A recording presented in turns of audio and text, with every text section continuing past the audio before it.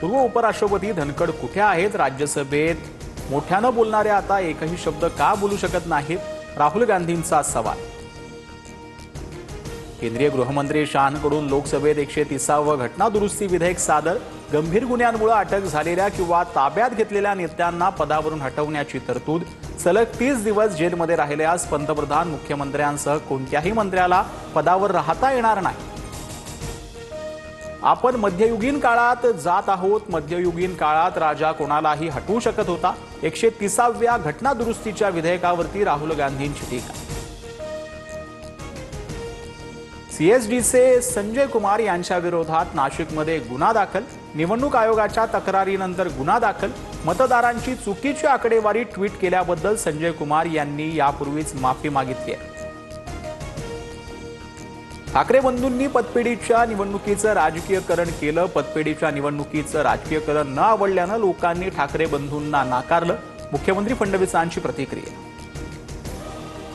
पुण्यात उड्डाणपुलाच्या उद्घाटनावरून महायुती श्रेयवाद। मुख्यमंत्री उपमुख्यमंत्र्यांसमोरच दोन्ही पक्षाच्या पदाधिकाऱ्यांकडून घोषणाबाजी।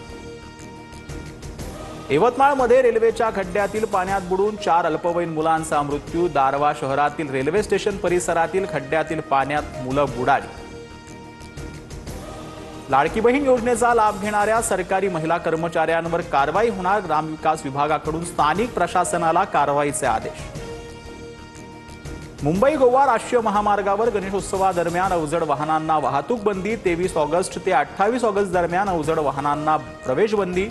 Truck, multi axle, trailer, lorry यांनी वाहनांना जे आहे त्याचा समावेश करण्यात आला। राष्ट्रीय महामार्गावर खड्डे असतील तर टोल देण्यासाठी नागरिकांना जबरदस्ती करता येणार नाही। तसंच वाहतूक कोंडीत टोल वसूल करणं चुकीचं। केरळमधील पालेकारा टोल प्लाझा बंद करण्याच्या प्रकरणात सुप्रीम कोर्टाचं निरीक्षण। सुप्रीम कोर्टाकडून केरळ हायकोर्टाचा निर्णय कायम। गुजरातच्या अमरेली, जाफराबाद, सोमनाथ जवळ समुद्र खवळला। तुफान वादळामुळे समुद्रात 3 बोटी बुडाल्याची माहिती, तर इतर मच्छीमारांनी संबंधित बोटीतील 8 जणांना सुखरूप वाचवलं।